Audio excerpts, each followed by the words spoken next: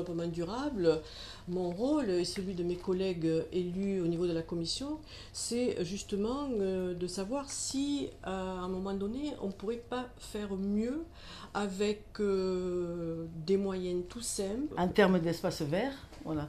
Sur 2012, nous avons privilégié les plantes méditerranéennes, supprimer un peu les massifs qui demandent un gros apport en eau.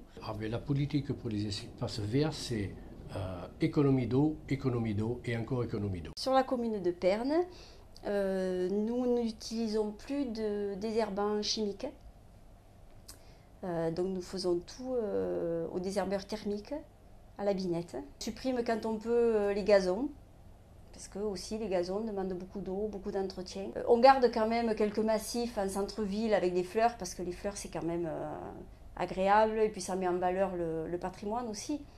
Ça peut être tout simplement au niveau des bureaux, se dire maintenant avec la génération Internet ou possibilité d'envoyer les documents par mail, pourquoi ne pas le faire par mail pour ne pas imprimer des tonnes de papier envoyées par la poste. Au niveau de l'éclairage aussi, l'éclairage a été pensé au niveau des ampoules à économie d'énergie. Alors, pour l'année 2013, c'est clair que les regards se tournent inévitablement vers le quartier de Beaulieu, puisque c'est quand même l'exemple type de l'écoquartier. C'est un écoquartier où, justement, toutes les mesures concernant le développement durable ont été prises en considération. Je travaille sur Beaulieu depuis le commencement des travaux.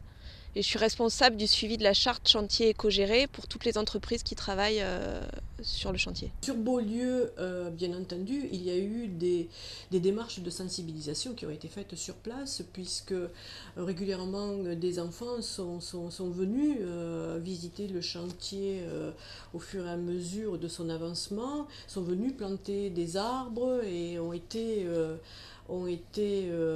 informés et sensibilisés à ça. Alors en matière de tri sélectif, nous avons élaboré une nouvelle plaquette cette année et pour essayer de montrer à la population et d'envoyer le message et puis augmenter nos tonnages de tri sélectif parce que c'est très important, la valorisation, qu'un déchet peut devenir un produit.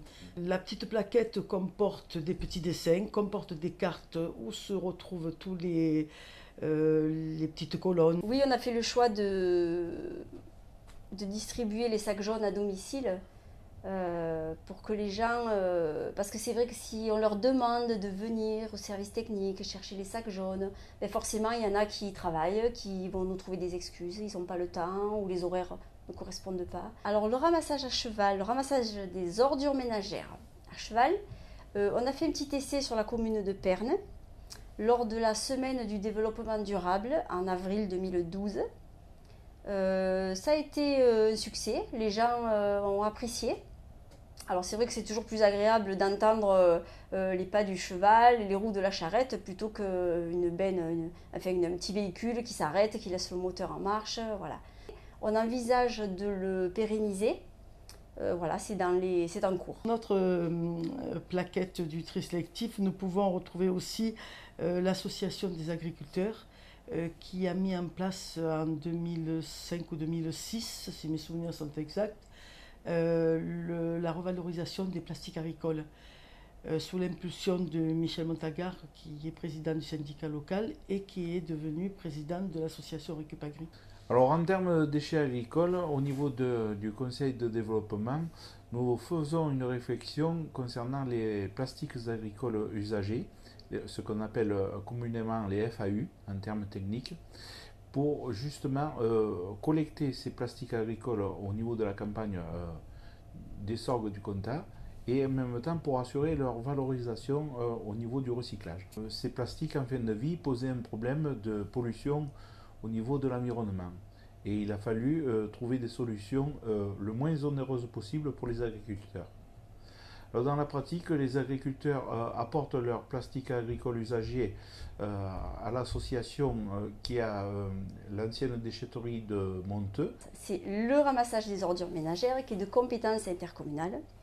Donc si vous voulez, dans chaque commune, on a notre personnel et nos bennes. Donc on a un service de proximité. Sinon, on investit régulièrement dans des containers individuels.